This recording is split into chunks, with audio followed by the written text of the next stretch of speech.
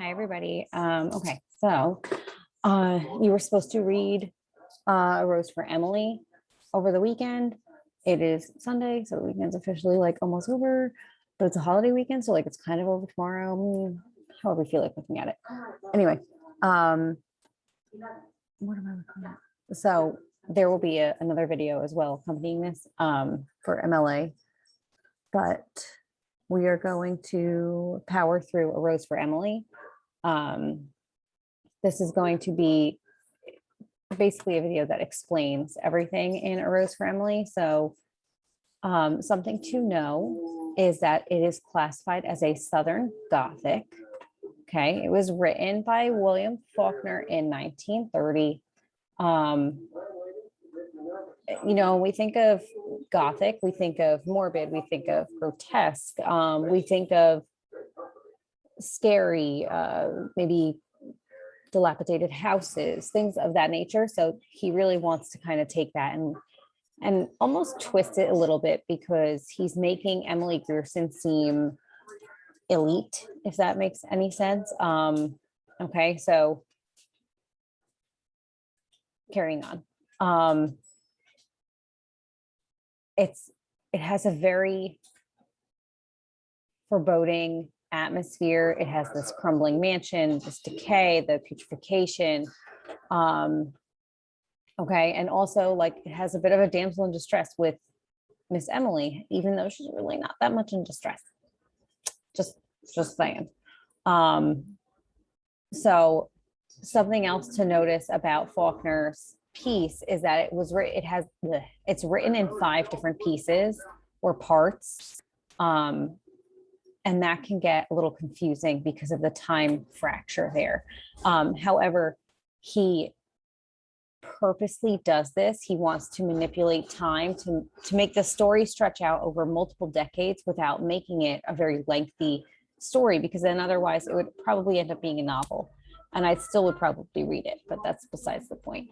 So it begins basically at the end with Emily's death, and then it moves to the near distant past, and then by the end we're back at the funeral with a flashback. And okay, so it's a little all over the place. A lot of people have a hard time with this reading because of the timeline and the way it's presented. But Faulkner wants to do this because he wants to try to keep everything almost as if it's in the same time period, to make it seem that much more, I don't know, like grotesque almost. So in doing so, he also makes it a very multidimensional story because of how he has that set up. Okay, so anyway, by the time when we start at her youngest, she's in her 30s, and so by the time we end, she's in her near 70s. Okay, when she dies. All right. Another part is that the story has a narrator that is a collective. Okay, so the narrator is technically the town's voice. It's the whole town telling this story. So it's not just one person, it's all of them telling this story about the Griersons, and mostly Miss Emily and Homer Barron. Okay, so it's all of them. It could also be that it's, you know, Toby, maybe the servant. You know, he's the one that probably knows her the best, and yet he refuses to say anything. So what's up with that?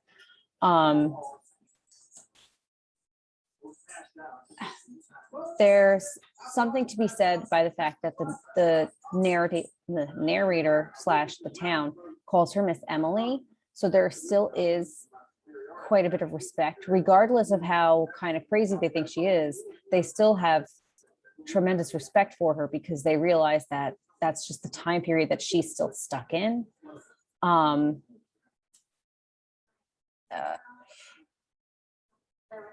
sorry, excuse me, tired. Okay, let's see, what else did I want to write?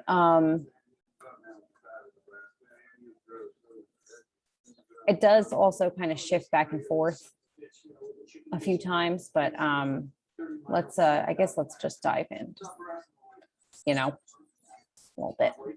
Okay, I'll stop talking now. That's where I wanted to go. Sorry. Okay, so we have part 1 where the biggest thing is probably going to be about like the taxes, I guess we could say. He recalls the narrator, the village people, let's call them the village people, talks about how the entire town attended her funeral, but it's not because they were sad that she died. It's because they're nosy little busybodies. Nobody had been in this house for 10 years. And it says that, she stood like a tradition, a time-honored tradition, which if you think about it, traditions are like immovable. They don't like to change. Okay. So very, very much like how she presents herself. What else? So the previous mayor suspended the taxes. This is usually a big area of confusion. They had suspended the taxes for the Griersons because of Colonel Sargeras. Okay. That was their arrangement, whatever you want to call it. But what wasn't, I guess, left to be understood or something, was that once Mr. Grierson passed, those taxes had to be resumed. They had to be paid again. And Emily did not understand this because it's not a woman's place to understand taxes or money or how it's spent. Okay, that's not how it was back then. But anyway, he never told her like, hey, this is what's going to happen if and when I die. So everybody goes in, the aldermen go in, they try to tell her like, hey, you have to pay your taxes. And then they're like, I'm just not going back. No way. Okay. She keeps saying like, I have no taxes in Jefferson. Okay. She also says to go talk to Colonel Sargeras, not knowing that he had been dead for almost 10 years. A little weird. But then she's just like, you know what? Y'all can leave. Toby, see these people out. Sorry, I can't talk apparently today. So then we move into section 2 where she's a little younger. Okay. She resists another meeting because of this smell that is coming from her house, which just so we know, we will end up finding out what that smell is at the end, but we don't, Faulkner does not make that connection for us. That is definitely a connection that we have to make on our own as readers. Okay, so anyway, the town smells something. I have no idea what it is. And they're like, it's coming from Miss Emily's house.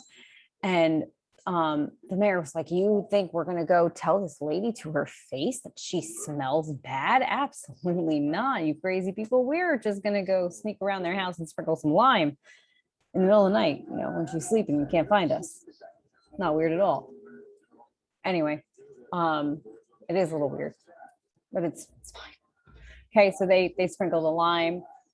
If you remember, this is also, excuse me. Okay, this is also around the time that her dad had just died, and she kept him in the house for 3 days, okay, before admitting that he had passed and that they needed to bury him. She had a very hard time. And my theory, this is, again, this is what I love about English because it really is so free for interpretation. So when we think about, somebody having a hard time letting go, there's a few reasons. And now if we're going to, if I'm going to push the envelope and think of the time period that this was written in, he also, Mr. Grierson, was very against all the suitors that were coming for Miss Emily. He did not want any of them. Okay. He said no, he turned them all away. She really never had a chance at love because she never got to see what it was. Her father truly never showed her what love was in that sense of it. And so when suitors came around, he just shunned them away and just thought, none of them are good enough. So absolutely not. The best she's ever going to have is going to be me. So again, that's where I like to push the envelope is it possible that the father was sleeping with Miss Emily in the really disgusting way? Okay. And then, then we look at how, he dies and she doesn't get rid of the body because she suddenly has control over something where she was controlled over everything. She never had control. She had no idea what to do. She wasn't told. There was nobody telling her what she was supposed to be doing. So that's, Is that why she couldn't get rid of the body? Was because she was waiting for him to, wake up and be like, this is what you're supposed to do now. Anyway, I digress. Okay, so you can have that little nugget of thought. Anyway, so for the most part, the town kind of pities her after her father dies and the house smells. She truly just does not know what is going on. She's just about 30 years old and she's single, and in this time period, that's a big deal. She's basically dead. She's not married. She's 30. She doesn't have kids. She doesn't have any suitors. So that's a big deal. She's essentially now a spinster. Okay. So we then, if I could stop yawning, that'd be great. We then move on to section 3. Okay. So they say that Emily suffers from a long illness. There's some discussion about the family history of mental illness. It's only talked about in like 2 or 3 lines, kind of spread out throughout the whole story. But they do say that there's a little bit of crazy, a little touch of crazy, which not so surprising. Okay, so anyway, so in this section 3, the summer after her father's death, the town hires some construction workers or laborers to come pave sidewalks. And I guess the foreman of this whole project is Homer Barron. Okay. Homer becomes really popular around the entire town. He's really he's a guy's guy. He's a Yankee, we got to say that because they're in the South. And he's just an all around kind of good guy. He is seen in town taking Emily on buggy rides on Sunday afternoon. And that kind of fuels this scandal that, they're together. Miss Emily has finally found somebody. She finally is going to get married. Thank effing God. Okay, so this is now going around the town, spreading like wildfire.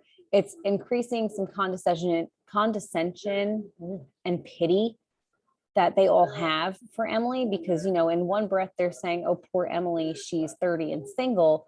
Then the other side of it is that they're like, well, it's about damn time.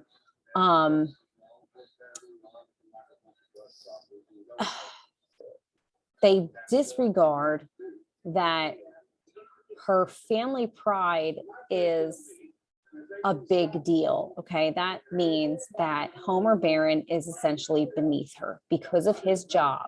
He is beneath her. However, she technically does not have a leg to stand on because she doesn't have any money. She has no job. Her father's dead. So is he really beneath her, or is she beneath him? Anyway, so this affair continues and Emily's reputation is further, kind of put to the test. However, it is very important to note that it is said in the story in section 3 that Homer Barron tells people that he is attracted to men. Homer Barron is gay. He is not a straight man. Okay. He is gay. This is a big deal because Emily does not pick up on this at all. Even though he has said it literally verbatim, that he actually likes more younger boys. Weird. Okay. So now we're approaching pedophilia, not just necrophilia, pedophilia. But anyway, I told you I like to pick really good readings. So then at some point she decides to go to the drugstore to get arsenic, okay, which, as we all know, is typically a woman's choice of ways to kill. So in this story, it is required by law for her to reveal. I'm so sorry. She has to reveal what she's going to be using it for.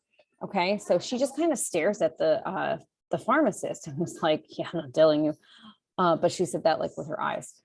And it's interesting because everybody is so fearful of Miss Emily that they just kind of do whatever because they're so afraid of her.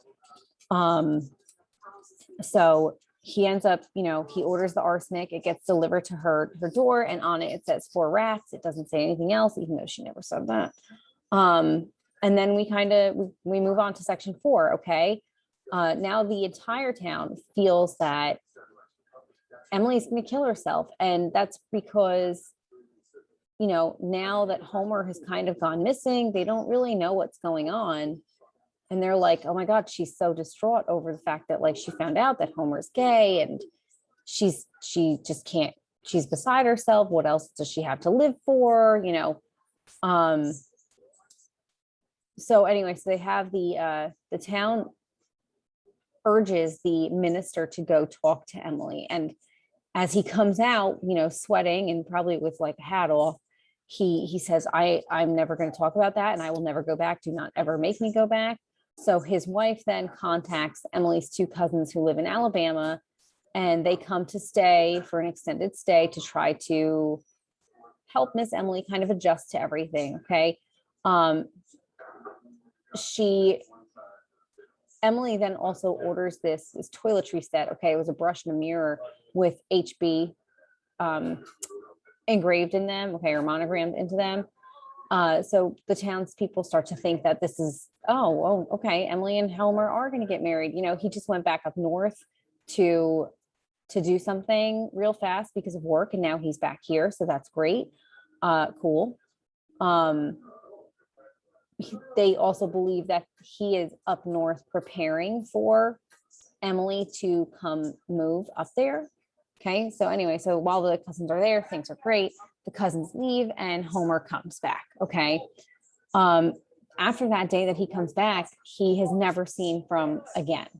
Okay. And at this point now, when they witness Emily, around the house or on the front porch, they notice that she has gotten fat and she has gotten gray. She occasionally would give a lesson in painting some china, but other than that, her doors were closed. She still was ignoring the tax bill. And then eventually she closes off the entire top floor of her house. So no one hears from her, no one sees her until she finally dies at the age of 74. And Toby opened up the door to let the people in to, give their condolences, and then walked out the back of the house and was never seen again. So that brings us to section 5. Okay. So after Emily dies, her body's laid out in the parlor, which is going to be that first floor, like right into that, I guess you call it like a living room or a sitting room. And the women, the town elders, the cousins, they all attend the service. After some time has passed, now that they're all gossiping, they're like, oh, she's been in the ground long enough, we could go roam about the house. They decide to, sneak around. I guess it's not really sneaking if she's dead, but they decide to sneak around the house and see, what's up, what's where, we've never seen the house. So give ourselves a guided tour. So they go into this one bedroom that is locked, and they could tell that it's just never been in. And our author thankfully tells us that it has never been opened in 40 years. Okay. That's very important to remember that number. It's been 40 years since that door has been opened. Okay. So they decide to break it down. And when they break it down and walk inside, it seems like the room has been frozen in time. There's items for a wedding, such as the brush and mirror that were monogrammed with HB. They also notice a man's suit is laid out. Okay. Then they see the body in the bed, and it is very, very decomposed. They jumped to the immediate conclusion. This is Homer Barron. This is what happened to him. And as they're really taking it all in, they notice that there is an indentation of a head on the pillow that is next to Homer's decomposed body. And as they're staring at this is when they find a long strand of gray hair. So now we realize that Emily was sleeping there. So there's a few theories on this as to why. It could be that throughout the entire story, she is presented continually with times of change, and she is very resistant to it. She does not like change. She was not going to pay taxes. That was change number 1. She was unhappy about the fact that Homer was there to pave the roads. Okay, that's change number 2. She was happy with Homer until she found out that he was gay. That's change number 3. Okay, so every time that she gets hit with something that was changing, that she has zero control over, she kind of broke a little more. So he passed away, and we can assume that she had bought the arsenic and had killed Homer with it, and that the smell that the townspeople had smelt was probably his decomposing body. So we have potential pedophilia, necrophilia, and what was the other thing I said? Mr. Grierson probably sleeping with Emily because he felt that no one else was good enough for his daughter. So that is the recap I have for you on A Rose for Emily. I wish that I had a better recap, but it is a very interesting read. I do think it's a lot better than some of the other readings that are available to us in English class. Sorry. So I hope you enjoyed it, or at least, maybe now that you know essentially like what happened and kind of how things move about, maybe now you enjoy it a little better, but you'll let me know. Okay. And if not, I don't know, maybe the next one will be better. Right. Have a good night. Bye, guys.